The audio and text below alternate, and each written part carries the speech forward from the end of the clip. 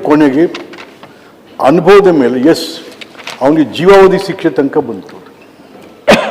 ಈ ಪೋಕ್ಸನ ಭಾಳ ಜನ ಮಂತ್ರಿಗಳು, ಮಾಜಿ ಮಂತ್ರಿಗಳು, ಮಾಜಿ ಮುಖ್ಯಮಂತ್ರಿಗಳೆಲ್ಲ ಇದ್ದಾರೆ ಪೋಕ್ಸೋ ಕೇಸಲ್ಲಿ. ಅದು ಎಷ್ಟು ವೀಕ್ ಆಗ್ತಾ ಇದೆ ಪೋಕ್ಸೋ ಅಂತ ಅಂದರೆ ನಾವೇ ಅದನ್ನು ವೀಕೆಂಡ್ ಮಾಡಿಬಿಡ್ತೀವಿ. ನಾನು as I am the minister or the chief minister or the X, ನಾನು ಈ ಪೋಕ್ಸೋ ಕಮಿಟ್ ಮಾಡಿರ್ತೀನಿ, ನಾನು ಅದು ವೀಕ್ ಆಗೋಯ್ತು, ವೀಕ್ ಆಗೋಯ್ತು. ಹಾಗೆ ಇಂಪ್ಲಿಮೆಂಟೇಷನ್ ಇದೆಯಲ್ಲ ಪಾಟೀಲ್ರಿ, ಬಟ್ ಇದೆಲ್ಲ ಕೂತ್ಕೊಂಡು ಚರ್ಚೆ ಆಗಬೇಕಿತ್ತು. ತಾವು ಹೇಳಿದಾಗೆ, ಯಾಕೆಂತಂದರೆ ನಮ್ಮಲ್ಲಿ ಲಾನಲ್ಲಿ, ಬಿಕಾಸ್ ನಾನು ಲಾಯರಾಗಿ ಕೆಲಸ ಮಾಡೋದು, the rules of criminal practice and the rules of civil practice that must thoroughly change amendment. But ಭಾಳ ಸಂತೋಷ ಅಂತಂದರೆ ತಾವು ಕಾನೂನು ಮಂತ್ರಿಗಳಾದ್ಮೇಲೆ ಹಲವಾರು ಅನಗತ್ಯವಾಗಿದ್ದಂಥ ಕಾನೂನುಗಳನ್ನು ತಾವು ತೆಗೆದಾಕ್ತಾ ಇದ್ದಾರೆ. ಭಾಳ ಇಂಪಾರ್ಟೆಂಟ್.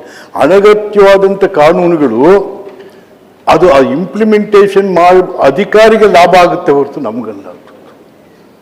ಕೆಲವು ಕಾನೂನುಗಳು ಯಾರಿಗೆ ಅನುಕೂಲ ಆಗುತ್ತೆ ಅದನ್ನು ಇಂಪ್ಲಿಮೆಂಟ್ ಆಯ್ತಾಯ್ತು ತೆಗೀರಿ. ಹಾಗಾಗಿ ಅದೆಲ್ಲವನ್ನು ಕೂಡ ಒಂದು ಸರಿ, ಯಾಕೆಂದರೆ experience is very important. Experience is very important. ಯಾಕೆಂತಂದ್ರೆ ಎಕ್ಸ್ಪೀರಿಯನ್ಸ್ ನಂದೇ ಅದು, ನನ್ನ ಆಸ್ತಿ ಅದು.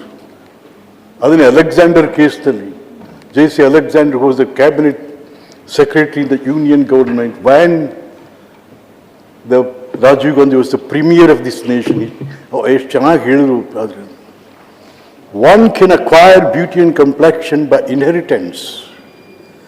One can also acquire property by inheritance, but one cannot acquire experience by inheritance.